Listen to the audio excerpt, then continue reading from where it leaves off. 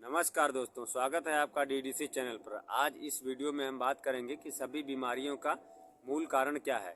अगर हम मूल कारण को ही हटा देंगे तो बीमारियां ही नहीं होगी।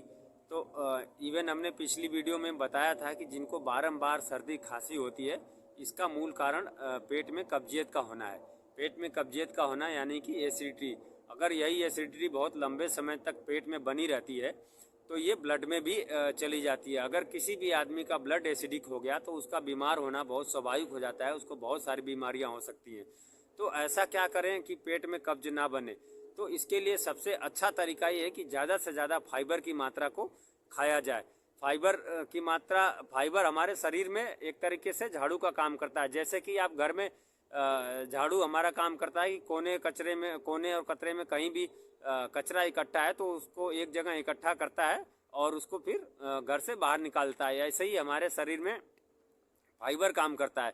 फाइबर हमारे शरीर में जहाँ भी विषैले पदार्थ हैं या मल वगैरह इकट्ठा है या हाथों में कुछ मल की मात्रा चिपकी हुई रह जाती है बड़ी हाथों में, तो उसको एक जगह इकट्ठा करके और फिर बाहर कर देता है।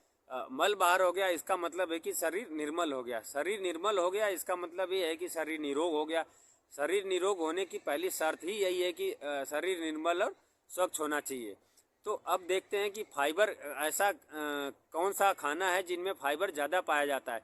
तो इसके लिए हम खाने को 3-4 कैटेगरी में बांटते हैं, खाने के तरीक़ों को 4 कैटेगरी में बांटते हैं। तो इसको हम इस तरह से कहते हैं कि खाना खाइए वही जो नेचुरल हो, ओरिजिनल हो, सीजनल हो और रीजनल हो। नेचुरल मतलब हमें नेचर ने हमें दिया है, हमने नेचर से उसको डायरेक्ट लिया है। और ओरिजिनल मतलब जिस फॉर्म में हमको नेचर ने दिया है हमने उसी फॉर्म में लिया है। जैसे कि कोई भी फल है, चाहे वो केला हो, केला हो, अनार हो, संतरा हो, ये सारे फल ऐसे हैं जैसे नेचर ने हमें दिया, हमने उसको वैसे ही खाते हैं। हम उसमें कोई भी ऐसी प्रोसेस नहीं करते हैं जिससे कि उसका गुणधर्म चेंज हो रहा हो। और इनमें फाइबर की मात्रा काफ़ी अच्छी होती है। तो अगर इनको आप खाएंगे तो शरीर में कब्जियत नहीं होगी, और कब्जियत नहीं होगी तो बीमारी नहीं होगी। सबसे पहला हो गया नेचुरल, फिर हो गया ओरिजिनल, फिर होता है सीजनल। सीजनल में कोई भी सीजनल फल और सब्जियां जो अगर हम खाते हैं तो उसका सेहत के लिए वो सेहत के लिए बहुत फ़ायदेमंद होती है। अब सेहत के लिए ये सीजनल चीज़ें खाने से सेहत के लिए फ़ायदा तो होता ही होता है। इसके साथ साथ ये चीज़ें आपको सीजनल जो होती हैं वो बहुत सस्ती भी होती हैं।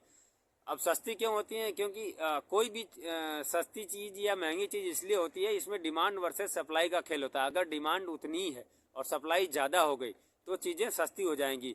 जैसे कि किसी चीज़ का अगर सीजन है, किसी फल का यानी कि अमरूद का अगर सीजन है तो अमरूद का उत्पादन ज़्यादा होगा और डिमांड उतनी ही है तो वो अमरूद सस्ता हो जाएगा। इसी तरह से अगर इसका सीजन नहीं है, डिमांड उतनी ही है और सप्लाई कम हो गई, सीजन नहीं है तो उत्पादन कम होगा, उत्पादन कम होगा तो मतलब सप्लाई कम होगी, अगर सप्लाई कम हो गई तो चीज़ें महंगी हो जाती हैं। तो सीजनल खाने का फ़ायदा ये भी है कि आपको सेहत के लिए इसका फ़ायदा तो होगा ही होगा, आर्थिक रूप से भी आपके पैसे की बचत होगी।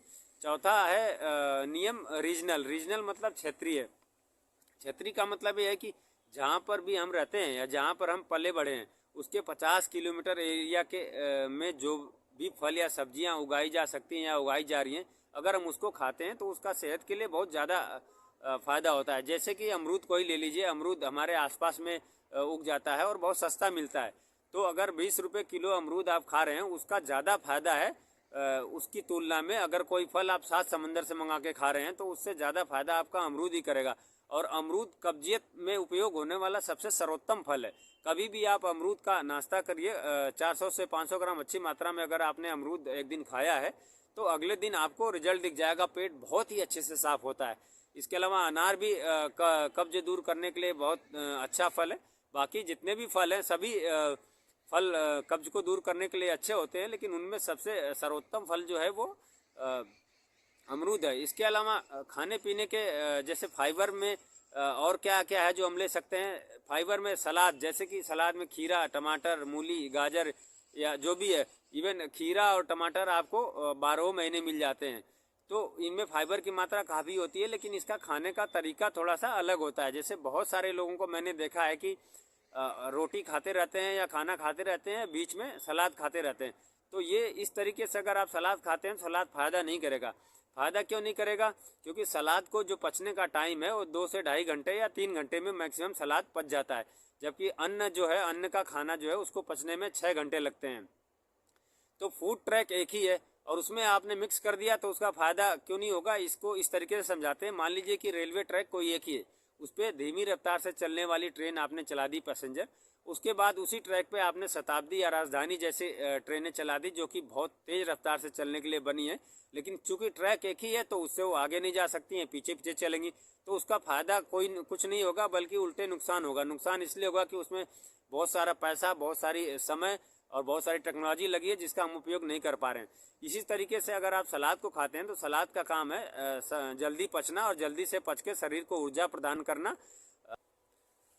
तो अगर सलाद आप पहले खाते हैं तो जल्दी पच जाता है और जो अन्न का खाना खाते हैं उसको पचाने में भी मदद करता है। तो सबसे पहले आपको सलाद खाना है, जब पूरा सलाद ख़त्म हो जाए तब उसको आपको अन्न का खाना खाना है। तब इस तरीके से अगर आप खाते हैं तो आपको कब्जियत कभी नहीं होगी और खाते समय आपको खाना अच्छे से चबा चबा के खाना है। बाकी खाने के बहुत सारे नियम होते हैं जिसको हम कभी और अगली वीडियो में बात करेंगे। अभी ये वीडियो ज़्यादा लंबी हो जाएगी। आज के लिए बस इतना ही। नमस्कार।